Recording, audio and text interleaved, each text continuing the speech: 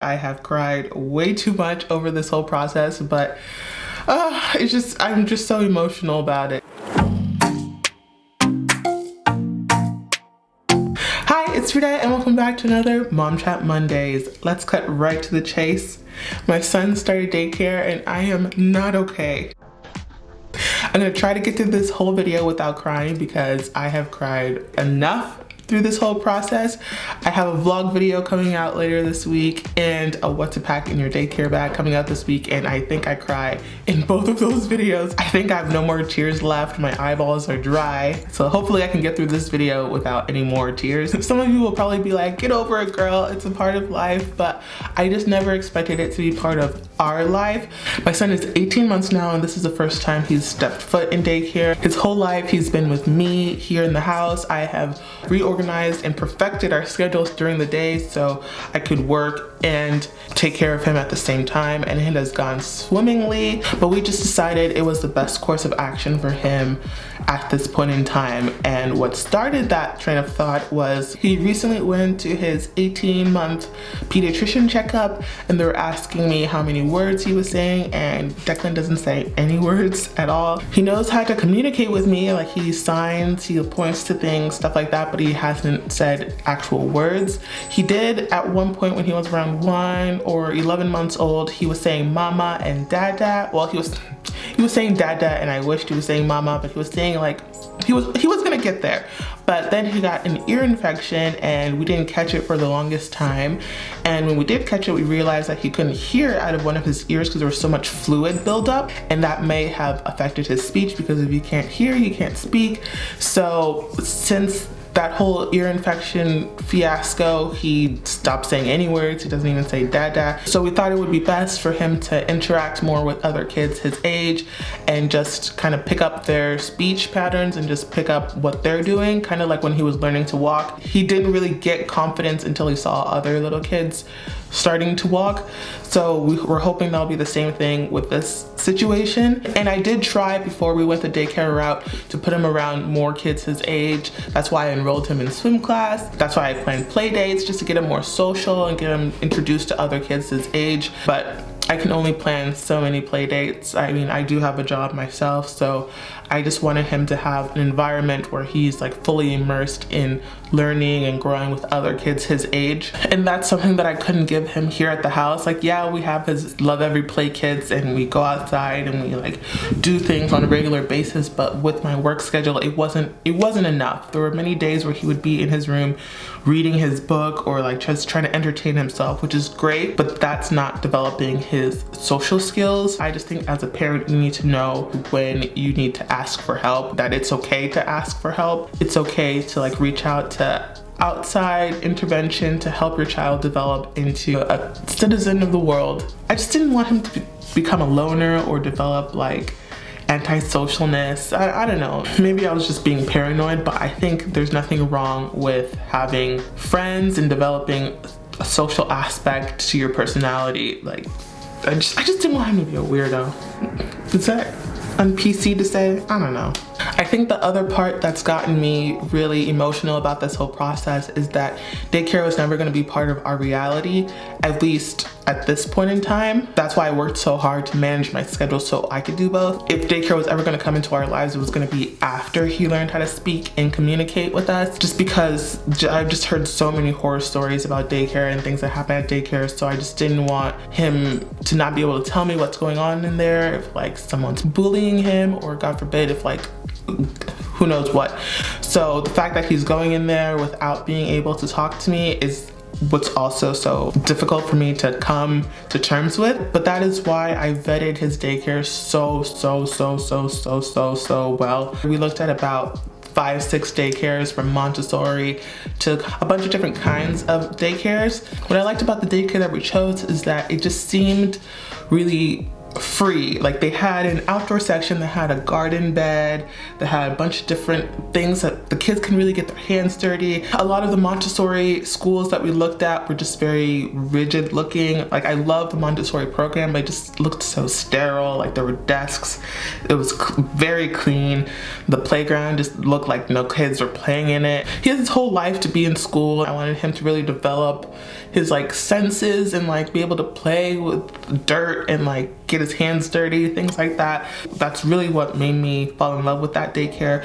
And like the teachers were all so kind. Like they just had good vibes. Like I go by vibes. I go by vibes and prayer, because that's all you can do, because you really don't know people until you know them, if you know what I mean. And the one I found, we were on a 6-month wait list. So it was a place that a lot of people wanted to put their kids in. That made me feel more comfortable. It wasn't just like, oh, we have space right now. Like, why do you have space?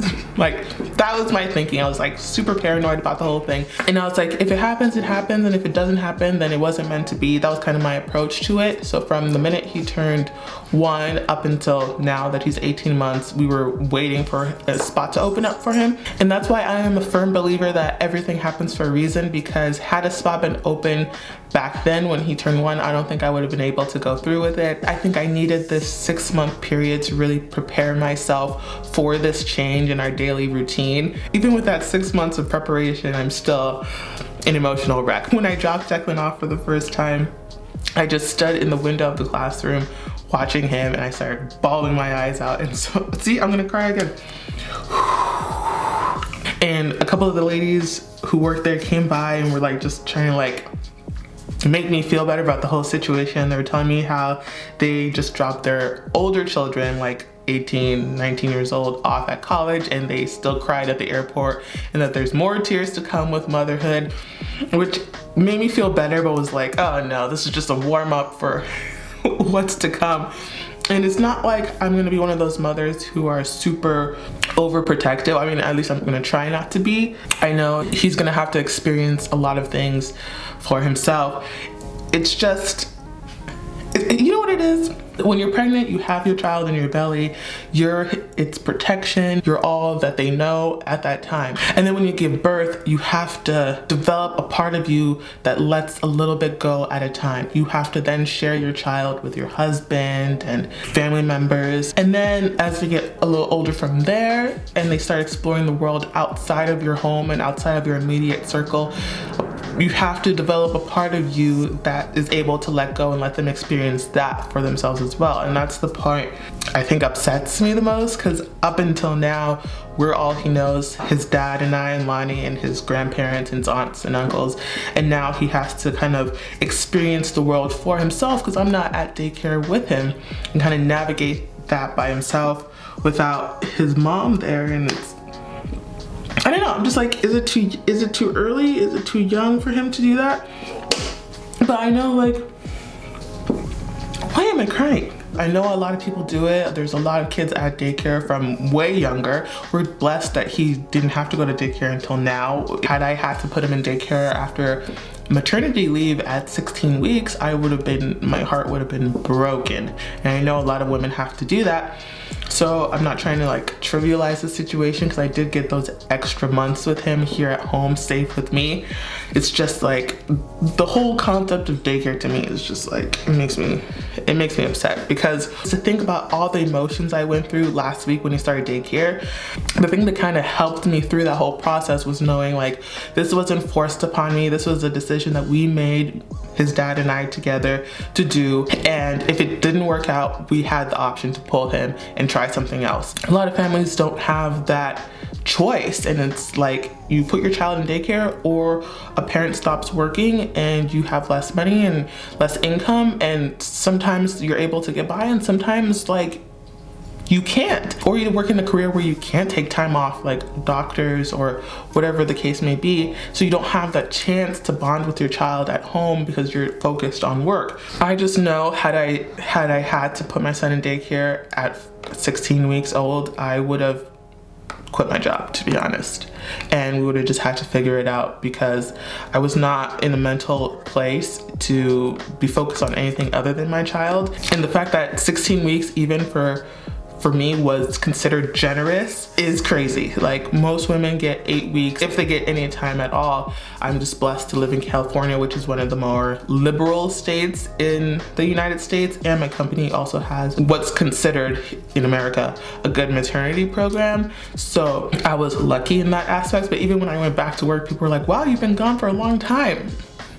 No, I haven't. I could be gone for longer if I could, honestly. But anyway, I say all that to say that daycare is not a new concept. Many women have their child in daycare and their children are doing great, they're thriving, and that's encouraging for me. Those women are so strong and they kind of give me strength, knowing like, okay, it's been done before, you're not inventing the wheel. Now, the first day was rough, as I mentioned. The second day went a little bit better. I just felt horrible because when we got there and he started like playing a little bit, and then I took that as an opportunity to leave, and then I turn around and he's like at the fence, and it looked just like a scene out of the Terminator 2, and I felt horrible about it. But they messaged me later on the app letting me know that he was emotional for a little bit, but he started to interact more with the toys. Not yet the other kids. He only goes part-time. He goes 2 days a week for full days, but we haven't reached the full day yet. We've kind of like added an hour each day that he's been there to kind of like gradually get us used to the whole process. But even though he only goes part-time, he's already gotten the daycare sicknesses. The first week he got a cold, which gave me a cold. We're both kind of getting over it still. That was a whole mess. In the next week he developed TMI, like intense diarrhea. We had to call the pediatrician, and the pediatrician was like just reassuring me that it's normal and it'll pass. I'm just hoping like this is just building up his immune system, because he is a COVID baby, so he didn't have much interaction with the outside world for a good amount of time. And so I do want him to develop like more of an immune system by being able to engage with other toddlers. Hopefully there's no more sicknesses for a while, because I don't know, it's just too much. So we're gonna try it out for a little while, and hopefully it does what it needs to do and helps him develop socially. And the minute it doesn't serve us in any way, we're gonna pull him and figure out something else from there. If you have a child in daycare, please let me know how you coped with the situation, especially in the beginning. Like, I am struggling, as you can see. I'm still emotional about it. And just give me a heads up for what's to come. What other sicknesses do they get over there? Because I can't. And let me know what methods worked for you, like for drop off. If it's better to disappear, or if it's better to tell them, especially at this age when they don't really understand the concept of time.